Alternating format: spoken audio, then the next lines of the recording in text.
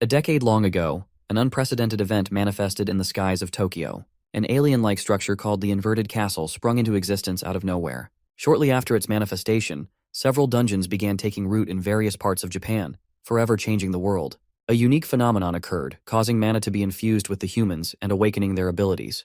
These were called the Talented, and they could hone their craft to become magicians to fight the dungeons and rise to glory. The interesting thing about a mage's talent is that their abilities could be judged from the peculiar color of mana emanating from their bodies. In this case, each mage possessed a single color which highlighted their proficiencies. But in some rare cases, mutations like the dual-color wielders also come into reality. This is the case with the protagonist's younger brother, a dude who's got an outfit that I want to steal. Kurosaki Kai is a dual-color wielder, commanding control over blue and red colors of mana. Kai is confident facing a terrifying monster. Their battle begins with the creature lunging to rip the human to pieces. But it's no trouble for the talented Kai, who easily activates his power to cast a demonic lance strike. This spear charged with his energies casually pierces the monster's skin and ultimately destroys it in a single attack. With the monster defeated, Kai walks up to collect its stone while his brother looks dismissively. Despite being the younger brother, Kai treats his older brother like dog shit and tosses the stone to his head, reminding him to pick up whatever resources are scattered. At this point, Kai had already reached level 89, which is pretty high up, earning him the title of the Purple King and solidifying his spot as one of the strongest mages to exist. Unfortunately, the opposite is the case for his shitty little brother, who is our lovely protagonist with absolutely no talents or skills at his disposal. You guys remember how dual color wielding is a rarity in this world? Well, our boy also got a rarity, but on the opposing end of the spectrum. He got the rarity of being colorless and devoid of powers. Introducing Kurosaki Rei, the level 1 loser. Now Rei is shown to be a persistent person, because despite not having access to any powers, bro is determined to become a mage regardless. It's mainly why he works as a porter for now, the goal being to collect resources for his brother's party, who took pity on Rei and tagged him along. All this time, Rei has been partaking on these dangerous quests and dragging himself down in the hopes that someday, just one day, a miracle will occur and unlock some of his powers. Having blindly entrusted his dreams to that little hope, he still continues to travel with them today. Now let's talk about the present state of the party. They've just arrived at the boss's room, but with the way things have been going so far, Kai's lackeys think that this is going to be easy too. The giant doors open to allow them inside as Kai's party walks in the dark room while observing their surroundings. Suddenly, they see a figure facing them in the distance. Strangely enough, this figure appears somewhat human in its physical appearance. But hold on to your horses, because things are about to get wild with the god of time and space. Kronos looks at them with a bored expression, while Kai thinks this guy is just another fodder in his path. Expecting things to go like cakewalk like last time, he infuses his energy in multiple spears and sends the projectiles blitzing at the Kronos. In response, the god of time and space casually pulls out his dimensional blade and makes a mockery out of the attack by swiping down the spears. Bro is literally mewing with that 1,000-yard stare because he is not impressed. Kai, on the other hand, is in a chokehold, not knowing what to do. In a brutal, gruesome twist, Kronos locks down Kai as a target before impaling his thick skull with his attack. Now that is the definition of cold, because I was somewhat expecting this guy to make it to the end, like all annoying rival characters too. Witnessing his dead body flop to the ground, Kai's mates are speechless, while Rei doesn't even have a chance to comprehend what's taking place before his eyes. Hesitant to believe what just happened, Rei questions his own senses, unable to accept that the Purple King and one of the strongest mages in the world was taken out with a single attack. Recognizing the deity before them as a monster of destruction, Kai's underlings quickly tried escaping, which is a smart decision. But there's no point because Kronos kills them brutally in a fraction of a second. Despair overwhelms our boy as he flops to the ground in defeat. The once silent god then utters his first words, joyful to have found a colorless human among the group. Refusing to accept defeat, Rei musters all of his confidence in a single moment. He's been through so much shit in his life, so he wasn't going to let it all end now before achieving his goals. With that determination, though his body quivers to even stand, the colorless boy points his pointy weapon at the unstoppable god. Now that is the definition of bravery, respect 1,000 gained. Kronos is rather amused that a colorless being is actually daring to face him when the rest of his comrades died a brutal death. Though his body is shaking, our boy is not ready to forfeit his life. In response to the child's bravery, the god of time and space decides that he'll test the kid's resolve. And well, maybe you guys were expecting an easy, here you go, a new power-up. But nah. What happens instead is that Rei literally gets the Toji treatment from Jujutsu Kaisen. His body ruptures a part of itself from the side, making him scream in agony. Kronos doesn't even care and thinks that maybe he went a little too hard on that one. Using his control over time, he reverts back our boy's state to its healed self, much to Rei's shock. It's time for part 2 of this hellish trial. This time, Kronos unleashes unfathomable flames of and surrounds the kid in an arena of the hellfire flames of despair. I'm not even going to sugarcoat it. That attack title is badass. The deity is actually curious what this weak little human will do in response to such a trap. Of course, even as weak as he is, Ray knows that simple attacks won't cut something like this.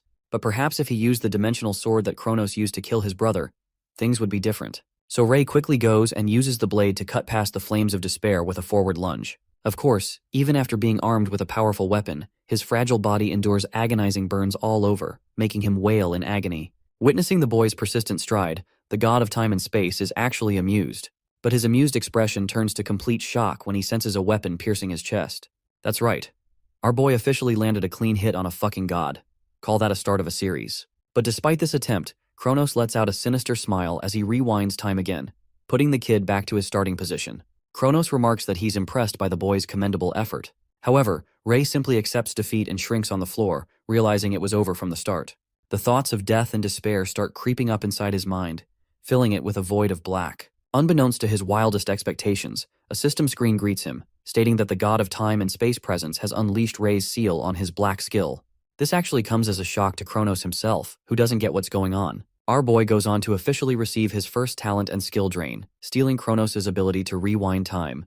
Ray is stupefied by what he's seeing on the system screen, while Kronos, a literal god, is breaking a sweat. At once, the kid unleashes the first usage of his rewind ability, but this time, he's not going back a few moments in time. In fact, his bold move just now is so wild that it even freaks out Kronos.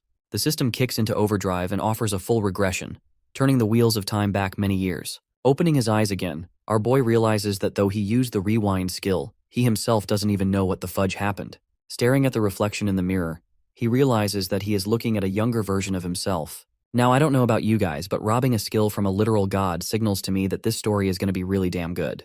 Let's also rewind time for ourselves for a few moments. When Ray casted the ability, a mysterious warrior revealed to him that he isn't powerful enough to bring down the god of time and space with his own powers. That is the main reason he entrusted this ability with Ray, believing that it should be capable of eventually defeating Kronos in the end. Back to the present, or better yet, the past. Our boy is contemplating if this is some kind of dream or not. But when he looks out the window, he sees the inverted castle maintaining its white color. Even though the castle was black yesterday, and was last seen as pure white 7 years ago, it tainted and eventually became a full black. Then and only then did its door open, and venturing through the castle, they encountered the god of time and space. Things start falling into pieces as Ray recalls the usage of his rewinding ability thanks to skill drain. Checking his phone just to confirm, Bro realizes he actually did make it 7 years into the past. Popping open his skill window, he learns via the system that he has access to skill drain, but the rewinding ability is gone.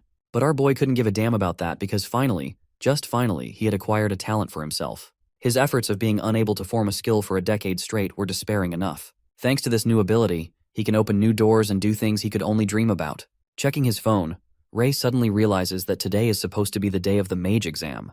The scene cuts to the Chiyoda Ward, which is officially called the Mage Association headquarters. It's the only governing body responsible for controlling and monitoring the activities of beings known as the Mages, and helping them take on dungeon conquests.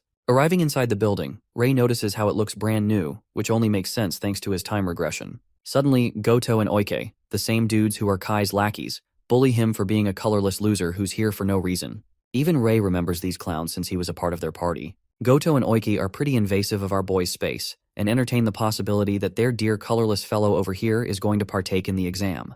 They think it's pointless to take such an exam when you have no talent. And though he hates to admit it, Ray knows that they're right. It's not like this is his first ever rodeo. In fact, our boy actually retook the Mage exam more than anyone just to get a passing grade. But in the end, all he got was failure upon failure. Swatting his hand away, Ray leaves the discussion, shocking the clowns that he's grown a bit of a spine out of nowhere. Now let's turn our attention to the exam proctor for the Mage exam. She's actually a B-rank mage called Hinata.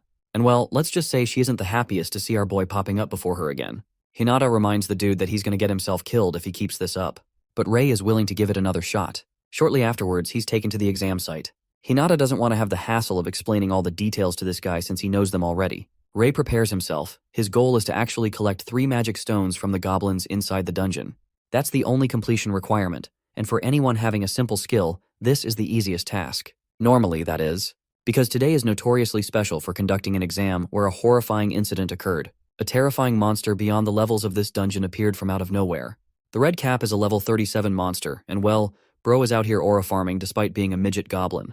He approaches them menacingly, while the proctor is stunned that a creature like this appeared. She marches forth to become the decoy, all the while urging our boy to run for his life. However, even Rei understands that she can't beat the red cap, especially since their level differences are far too much. Now, in the original storyline, Hinata was unable to beat this guy and ultimately ended up getting brutally injured. She did her best to delay their doom and protected Rei until the very end. But still, the girl was getting pummeled and received injuries that led to her retirement. All thanks to Rei's uselessness, his incompetence, and his weakness. Did I just call him the same thing 3 different times? Yes, I did. Anyway, the red cap is directly responsible for ending her career, literally speaking. So this time, Gojo's nephew over here doesn't want to let that happen. Bro is determined to stand his ground, facing the threat lunging towards him. In a quick motion, Rei tosses his blade against the creature, recalling how the red cap is known for having a skill that buffs its physical stats, so much so that ordinary attacks are useless. However, our boy is an exception, because when weapons don't work, he takes the battle to his hands, rated E for everyone. Rei's punch only pisses off the goblin even more, as if the creature is offended by his sheer audacity of even trying.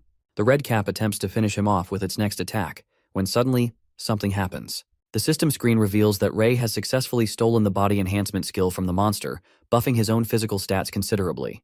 With this, Rei easily delivers a clean vertical slash, cutting the goblin like a fruit with his blade. Hinata is utterly shocked that this weak-ass dude defeated the red cap in a single strike. Internalizing his thoughts on skill drain, Rei reflects that he struck gold with his new power. As for Hinata, she's got a boatload of questions, and well, our boy is in a pinch because he doesn't know what to say. Clearly, he can't just blurt out that he's got a black skill. Bro's best excuse in this situation is that it was a mere coincidence. He's sweating bullets and Hinata's not going to fall for the gaslighting. Apart from that, she wants to cancel the exam because of the unexpected monster. Also, the incident will be logged and reported to their headquarters. As for Rei, he recalls that even irregulars shouldn't be appearing anytime soon, but he still requires the 2 more mana stones to complete the exam. But of course, the proctor isn't going to let him have it because of the dangers involved. Suddenly, 2 more goblins pop from out of the shadows, quickly aiming to attack them. But no worries, Rei makes light work of them by slashing them in a single hit and even impressing Hinata. With all 3 mana stones collected, he meets the qualification for his objective, while the proctor is speechless. The scene switches to the entrance of the Mage Association's headquarters. Here, Hinata hands him his official mage license. Seeing the card having his credentials on it at last, Rei experiences a catharsis. It makes sense because for many years he dragged himself just to clear the exam. All this time he persevered to become a mage, a porter who was never valued and always trampled upon. But with this card, he is officially a mage now. What's more, she hands him the details regarding the exchange rate of the collected mana stones. These stones are known for being a value drop from the monsters after their defeat. They're used as an energy source and can even be traded for money. Thanks to him defeating an A-rank monster, Rei is having the time of his life looking at his balance sheet. Bro literally got 3 fudging million for beating the monster, which shocks him immensely. The dude realizes just how easy it is for mages to live a good life. Even the proctor is cheering for his achievements, which is how you know she's a real homegirl. He decides to ask Hinata for a final request, which is revealed to us in the next scene. Standing before the unique-looking gate, Rei takes a second to admire his name and rank. Before, he couldn't enter any dungeons on his own. But with this development, he thinks he's finally got a chance to change the course of the future. Unexpectedly, someone casts their Mana Hand ability, which creates a giant astral hand and entraps our boy in place. Turns out it's actually Kai's lackeys from before, and the goons are making fun of him for trying to enter a dungeon on his own and breaching the rules. Rei surprises them by confessing that he passed the mage exam, which is why he's qualified to do that now. But this fact is so unbelievably ridiculous to their ears that they think he's lying. Grabbing his skull, the clown implores our boy to show off his talent. Let's break down the Mana Hand ability for a second. It's actually a compression of mana manipulated into a physical form or shape. This is the reason why Rei is struggling to break free of its grasp, even with his enhancement skill. But that only goes for his hands. Since his legs are unrestrained, the dude literally propels himself with super speed and bashes the guy's nose with his head, causing an immediate nosebleed. And with this, Rei successfully steals the ability and frees himself as well. Mimicking his opponent, Rei unleashes his version of Mana Hand, restraining the clown in the same way he did. They can't believe that he was able to awaken his own talent. But while Rei is busy handling one of them, the other guy swoops in with his basic-ass fireball attack. To counter this attack, Rei activates his extreme body enhancement skill, emitting a glowing golden aura as he swipes away the fireball. His opponent is unable to process what's going on, when all of a sudden our boy dishes out a punch straight out of Dragon Ball Z and launches the dude into the wall. They can't believe that this guy has more than just one skill, to the point they're suspecting him to be a dual color wielder. But Rei amusingly denies them and manifests a fireball in his hand. Thanks to his contact with his opponent, he's able to successfully steal the skill. Unleashing the swirling ball of red, Rei corrects them by declaring that he's got another color on top of that. You can already tell that his opponents are shitting bricks right now at the discovery of his new skills. Top it off, no one has heard of a tricolor user before. Ray doesn't give in to their chatter and answers by tossing the fireball next to the guy. Not only that, he also releases the other dude from his shackles, questioning if they still want to mess around. The two idiots glance at each other and realizing that this is their only chance, they run for their lives like the pathetic douchebags they are. The real issue is actually Ray's brother, because if the Purple King ends up discovering what happened, it's gonna get a lot uglier. In the future, he's always been a lapdog serving Kai's every order. If word gets out that Ray awakened his new powers, Kai will definitely come to hunt him down, and because he's already level 50 right now, he's still one of the strongest mages around.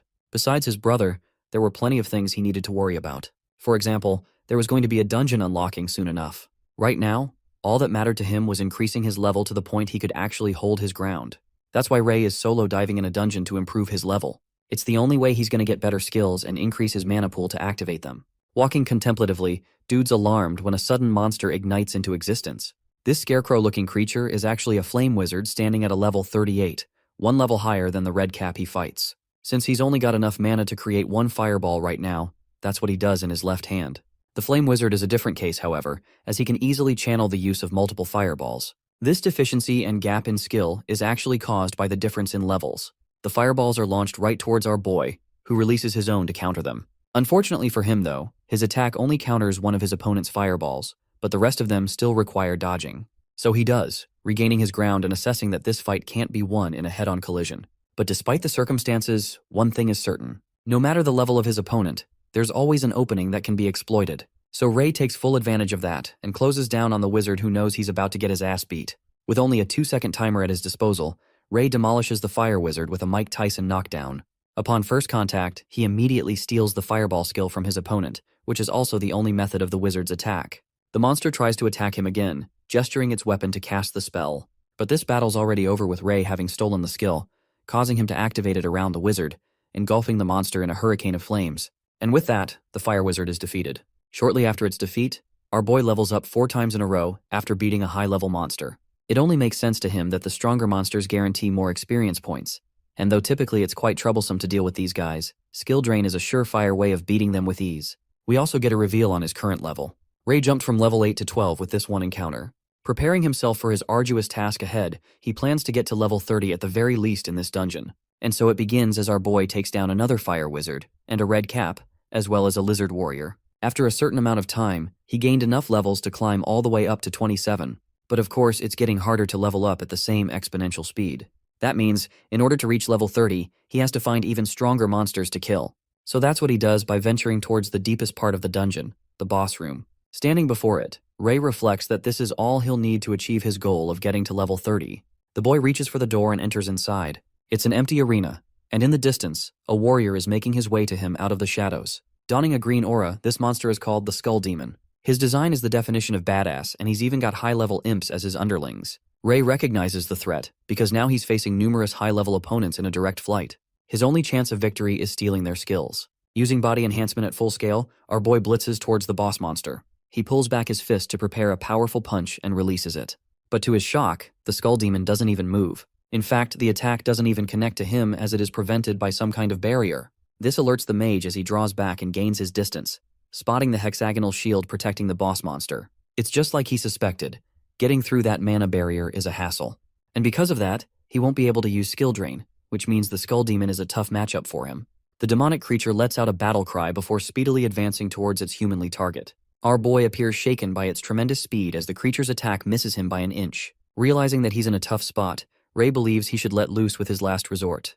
In order to bypass that sturdy mana barrier, he's going to need to deploy a different approach. That's where the flying imps come in, because while our boy doesn't have enough strength on his own, he can do something else. So Ray rushes to target one of the flying imps, hitting it with a solid swing because, like I said, his hands are rated E for everyone, even if you're an oversized bat. This kicks in his skill drain ability, stealing the ice needle from them. Next up, our boy follows through with a fireball strike, demolishing the imp with his ability. With one of them turned into a burnt French fry, he spots the other and activates his newest ability, Ice Needle, to impale the second imp, sending it down immediately. Now that the distractions are removed from the battlefield, Ray focuses his attention on the Skull Demon, who casually resummons the imp using his summoning magic. You might be wondering that he wasted his time just now, but that's not the case at all. This ability is actually to his benefit, because this is exactly what Ray is looking for as he taps into his enhanced state again. Slashing apart another imp, he achieves level 28, allowing himself a chance to gather experience points. With the sudden level up, the system informs him about his qualifications to activate skill synthesis. This was Rei's plan all along. Let's go back to the Roaring Skull Demon, who spots Rei using the Ice Needle and the Fireball skills to take advantage. With simultaneous casting, he activates the synthesis process, merging the two skills into a unique mixture. Armed with this new ability, our boy lunges forth to strike down the monster with an aerial attack. Like last time, the Skull Demon activates his mana barrier to protect itself against the devastating Fire Lance attack. The attack connects with the shield, but it is beyond what the shield can take, causing it to shatter and eventually break apart to pieces. And that's how Rei broke the mana barrier and acquired it for himself. But the fight isn't over, as he activates his enhancement ability again to attack the Skull Demon. Having used his skill drain ability on the boss monster, he's removed its defenses. While the Skull Demon is still recovering from the previous attack, this dude whips out a second Fire Lance and impales it through the monster's chest.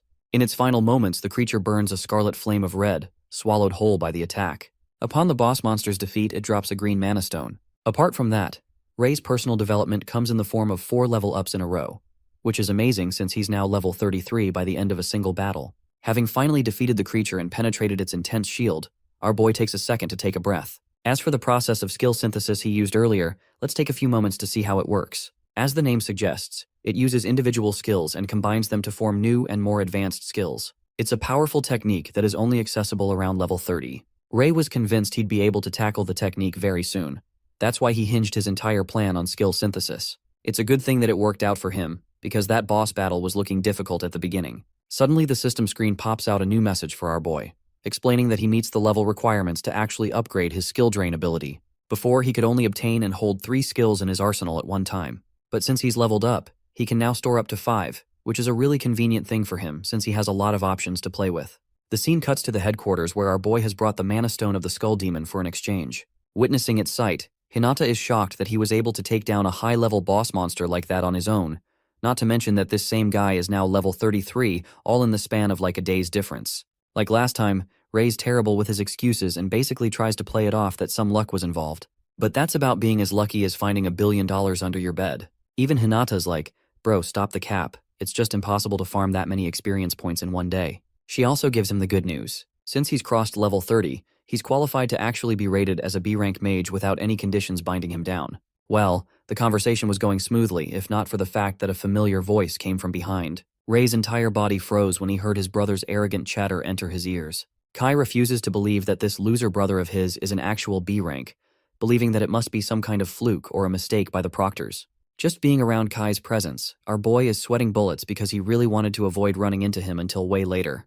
Hinata is also surprised to see him, while the Purple King mouths off how his shitty brother can't even use a single skill even if his life depended on it. That is what it meant to be a colorless person after all. So the fact that this same guy ended up a B rank is just ridiculous in front of Kai.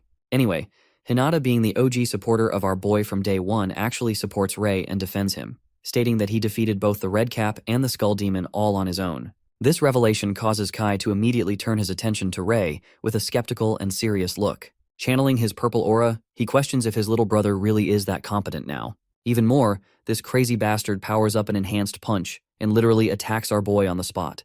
The sheer power of the punch is enough to shake the room. When the dust is settled, we see the aftermath. Kai's punch couldn't reach Rei, but it did destroy a part of his mana barrier. In return, the confident Rei shoots a glare at his brother and calls out his reckless approach. Seeing the two ready to throw down in a place like this has the proctor on edge. The Purple King realizes that his brother has finally awakened his powers, much to his surprise. The rumors all ended up being true, to which Rei agrees and confirms. Pulling back his punch, Kai argues that despite him having acquired a skill won't make a difference, and that he shouldn't get confident based off of that. After all, he's going to be Rei's ultimate test, basically declaring himself an enemy of his own brother. From the looks of it, Hinata is genuinely concerned that this guy is about to launch another attack, right inside the headquarters too. But thankfully, as crazy as this purple hair clown is, he doesn't go that far. Instead, Kai argues that he won't have any trouble facing his brother even if he were a true B-rank magician. Also, he goes on to accuse our boy of having cheated his way up to where he's at now, believing that there must be some kind of trickery involved. But this is just a provocation, so that Rei can accept his challenge of fighting him in a match. Our boy knows that if he refuses his brother here, it's going to get even more chaotic for him down the road. That's why, despite their difference in levels, he meets his eyes with determination and accepts Kai's challenge, something that his brother didn't expect at all, so much so that it frustrates the Purple King. Anyway, the scene cuts to the arena of the Mage Association headquarters, a more fitting place for their matchup. Standing against his powerful opponent, Ray collects his thoughts, believing that one strategic way to face someone stronger than you is to always be wary of the resources at your disposal. For example, the mana difference plays a huge role, which is why he can't risk dropping his guard in this fight even for a second. The problem is, he's only level 30, so at best, he has the mana resources to activate 3 skills at the same time. But Kai?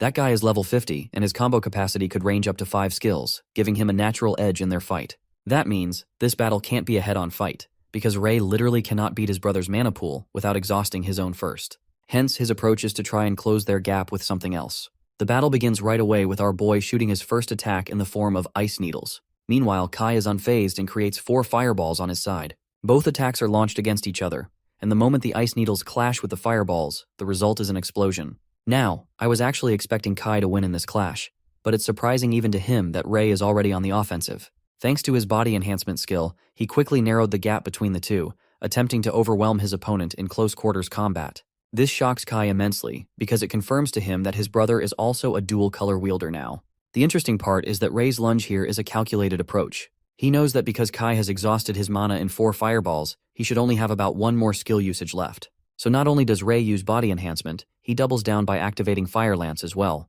That's 3 skills activated at the same time, basically guaranteeing his victory if the attack hits his opponent. Now Kai is astonished to see that his brother commands not just 2, but 3 skills at the same time. But instead of despairing, a smile is carved on his face, as if it doesn't matter at all. Kai activates Fireball right when his opponent gets in his face, sending Ray flying from the impact. Here's the part that not even Ray can comprehend. That single fireball at the end was able to match his Fire Lance and even overpower it, which should be impossible. The arrogant Kai finally understands why his brother is so confident in this battle.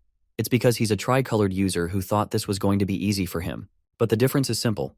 Their levels are far too different from each other. And now, it's his turn to overpower Ray, so he throws a bunch of fireballs at him. Avoiding those fireballs, Ray bolts away as fast as he can, and from a distance, retaliates with another usage of his Fire Lance attack. I have to say, even though the story is simple, I love the art style being used to show different abilities. Anyway, the Purple King isn't the least bit intimidated and simply counters the attack with his Fireball skill again.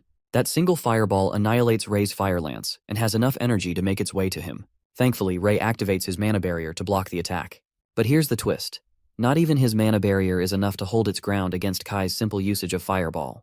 It shatters the shield upon impact and sends Ray flying back from shock. From the looks of this fight, his brother is consistently overpowering him without even exerting any effort. Ray is in a serious pinch because all his skills have proven useless so far. Seeing that his victory is basically guaranteed, Kai offers his brother a chance to be forgiven. All he wants is for Ray to humiliate himself by kneeling down in front of him and accept that he was wrong for taking him head-on in a fight. Internalizing his frustration, Ray reflects that his situation is difficult because he can't do much about his skills or his mana pool.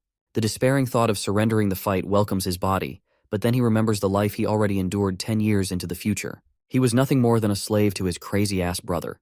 That alone fuels him with enough motivation to continue the battle and stand his ground. So he roars his refusal to meet Kai's demands. Hearing that, the Purple King becomes enraged. The same colorless and pathetically weak brother was now standing up against him. Deciding to go all out, Kai unleashes his overclock technique, amplifying his fireball skill to unfathomable levels at the cost of spending his mana. Arming the fireball in his hand, Kai demonstrates the true power of a king. 10 fireballs all appear surrounding him, allowing him to overpower any opponent in his path. Spotting the technique, Ray understands that this same strength is the very reason his brother is one of the strongest magicians in the world. Compared to other kings, he has the capacity to expend a ton of mana at a single point as his special talent. However, despite standing in the face of defeat, Ray confesses that he was waiting for him to activate that skill. Ray's sudden announcement is followed by his confident forward motion. He's running to the very danger that most magicians would run away from. Now, the obvious fact about the 10-hit fireball attack is that it requires the use of the overclock technique. But there's a catch. Ray jumps into the air, making Kai call him an idiot for positioning himself in the worst way possible. It's at this moment that Kai unleashes his barrage of fireballs and sends it flying his way. It's exactly what our boy had been anticipating, as he commands the use of his mana hand, the ability that he conveniently kept hidden from his opponent until now. The mana hand actually smashes the ground, shocking Kai by the revelation of his brother being able to activate 4 skills. As for Ray, he believes that it doesn't matter if it's 10 fireballs or 20, as long as he can avoid getting hit, he should be fine. So using the mana hand that is hooked to the ground, he yanks his body in a speedy motion, allowing him to get behind Kai right when his ability cooldown is activated. In this critical moment, despite being many levels higher than Ray, Kai is defenseless because of the technique he used. It's because of that, in that brief window, he is vulnerable. So our boy hits him with the good old catch these hands attack, rocking the arrogant king's worldview and sending him crashing into the ground. Ray is genuinely the GOAT for actually being smart about the way he fights. I'm impressed. Here's the icing on the cake. Now he's acquired Kai's overclock technique as well. With that skill in Ray's inventory, this battle is decided. But Kai isn't quite done, cursing his brother as he gets up again. Our boy's a little worried because this psychotic mage is really planning to kill him here and now for landing a clean hit on him. And so that's what he does, coating his purple magic inside the icicle lance and activating his true skill, the demon lance. Seeing that skill activated, Ray is terrified because it's Kai's best skill in his inventory. The problem is, he didn't expect his brother to already know about this skill so early on in his life. Kai sends his demonic lance towards his brother, who is barely able to dodge it. The sheer speed and power of his demonic lance is causing a lot of problems for Ray. Not to mention that this bastard can create more demonic lances at will. The only reason Ray had been able to land a clean hit up until now is merely because his opponent took him lightly and was playing around. But even he knows that the Purple King's might is terrifying when he gets serious. The demonic lances continue to target down their victim. Ray is barely hanging on as he evades each lance, knowing that he's getting outclassed with the way things are going. With his back hitting the wall, it seems like the end for him. The Purple King has him right where he wanted, and he's got enough mana to finish him off. Doing the best he can in this moment, Ray retaliates with his fire lance strike. Kai obviously sends another demonic lance in his way, causing a massive explosion with both lances colliding with each other. The impact sends Ray crashing into the arena's wall and leaving a crater. He's practically standing on his last limb, while Kai talks him down, reminding his brother why he's known as the Purple King and why he's hailed as one of the strongest magicians ever. And it's not like he is spreading lies. Even Ray knows all too well about his brother's powers. Meanwhile, Kai taunts him for acting like a big shot with a few skills in his arsenal. But thanks to that, Ray reaches a sudden realization. Though he can't match his brother with raw output or skills, he can do something else. He could potentially harness the true power of the purple skill. After all, so far he'd only been synthesizing 2 colors because of his limited mana capacity, hindering him from unleashing his true potential. So that's what he does. This dude literally activates the overclock technique and looks majestic as hell while doing it. In response, his brother is stunned that he can also use the same technique as his own. With this, he's already doubled his usage of mana, and based on his observation, he has unlocked an upgraded version of Skill Synthesis. A version that no one has, and it's called Skill Synthesis Black. This is exactly the trump card he needed. Ray confidently smiles, causing Kai some serious amount of worry, knowing that he's just increased his mana capacity. Our boy gathers the energy in his hand, reflecting how no one in the world had activated a tricolored synthesis before. By merging the red fireball skill with the ice needle blue skill, and finally perfecting it with his enhancement yellow skill, Ray unlocks a purplish black power. A skill that is black in nature, a color that not even Kai had encountered before. To understand this deeply, we learn that mana is composed of blue, red, and yellow energies. And at some point, he was so weak that he couldn't harvest the power of any one of these colors. But his own analysis was wrong. His body was unique in a way that it could swallow all 3 types of mana. The once weak and colorless mage now stands firm with the power of a Dark Mage, and he's ready to end Kai's career with his next attack. With the pairing of the fundamental 3 colors becomes an entirely new skill, the ultimate skill called Black. Skill Synthesis. Black is also the improved version of the normal synthesis skill, and this results in the creation of an ability known as the Abyss Flame. Ray reflects that he's already done his job of swallowing the mana and officially announces himself as the Dark Mage. As for his brother, he's starting to sweat bullets out here and uses his projectile ability to stop his brother from evolving any further. The purple lance is aimed right for his head, but Ray's no longer threatened and completely engulfs the attack using his dark magic. The very sight of Ray's defense is shocking to Kai, because now his opponent was charging at him with an attack of his own. The Purple King finds himself cornered, so he unleashes a large projectile in the hopes of countering the dark spherical magic ball inside Ray's palm. The Dark Mage pulls back and finally releases the Wrath of the Abyss Flame skill, an attack that clashes against Kai's enormously large purple lance ability.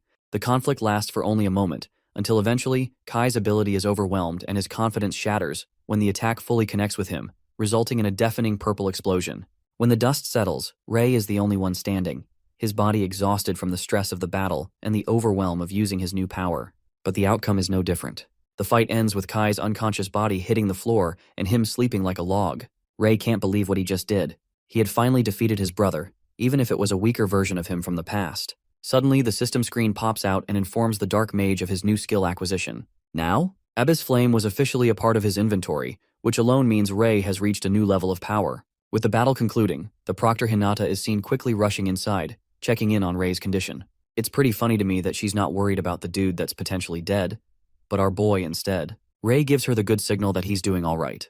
Now Hinata did observe the showdown between the two of them, and she's just as baffled about the skill. Of course, at this point, even our boy is starting to understand that he can't go on hiding his abilities forever, as that would be impossible. Showcasing a hint of his dark powers, he shares that it is supposed to be some kind of a black skill. Witnessing the motes and specks of black surrounding his body, Hinata's eyes widened, realizing that he's the one and only person in the entire world to have such a unique skill. Since this is officially out now, Ray wants to know if he should publicly report to the association about his unique skill, because he'd much rather that this matter is kept a secret and doesn't make a fuss in the world.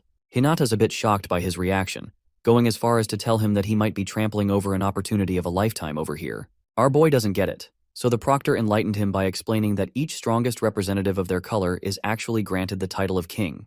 This is evidenced by Kai being the purple king, as he's the strongest in that category. Hinata expresses that since he's the only black mage in the entire world, they could officially declare him as the Black King right off the bat. Now that is one crazy-ass name, but you didn't hear that from me. For a second, he ponders the possibilities. It's still unaligned with his personal interests, so he basically declines the spotlight for now. There's also the issue of his level being extremely low compared to other kings, which could pose a problem. Changing topics, Ray turns his attention to the sleeping young man and requests Hinata to go and check on the guy's condition. But the proctor isn't even worried a bit, believing that he will recover like all kings do, as they have a high healing factor. She intends to bring him into the medical ward. Suddenly, both of their phones buzz at the same time, receiving an alarming message. When Ray checks the message, he learns of a critical warning of an appearance of a dangerous dungeon with a minimum level recommendation of 70. Hinata's surprised, but our boy is straight up horrified. The fearsome Ikebukuro dungeon is here at last, and though the recommended level is 70, the current kings are still at level 50 or more at this point in time. In the original timeline, in the very first week, all of the kings despairingly discovered just how weak they truly were. That's actually one of the reasons that the Ikebukuro dungeon is unique in being left abandoned for a while. But that's exactly what resulted in the start of a slaughtering tragedy, as frightening monsters of red began erupting out of the dungeon. This phenomenon is known as a dungeon collapse, which understandably occurs when a dungeon isn't completed in a set duration after its appearance. Of course, even as early as this point of the story, they had absolutely no clue that something like a dungeon collapse could occur. They had no idea that a dungeon is based on a time limit, and that monsters teemed outside of it if left alone. The Ikebukuro dungeon became the first of its kind, classified as the first dungeon collapse and break in the original timeline, and resulting in a ton of casualties. Tokyo was fully engulfed with raging high-level monsters and left a sea of blood in their wake as only a few people made it out alive. But this time, Ray is determined to stop this gruesome tragedy from occurring again, because he declares it a personal responsibility to stop the dungeon collapse. The Black Mage declares to Hinata that he'll independently conquer the dungeon, a remark that comes across as alarming to the proctor, who believes it's far too dangerous even with his skills considered. Then there's the fact that only the A-rank mages are even allowed to access the dungeon with a high recommendation level like this. Well, it's a good thing that he's got a bunch of time to kill before the dungeon collapse officially occurs. Knowing that the next A-rank evaluation exam was in a week's worth of time, Ray states that he will soar to the top of the A-rank with his results in the upcoming exam.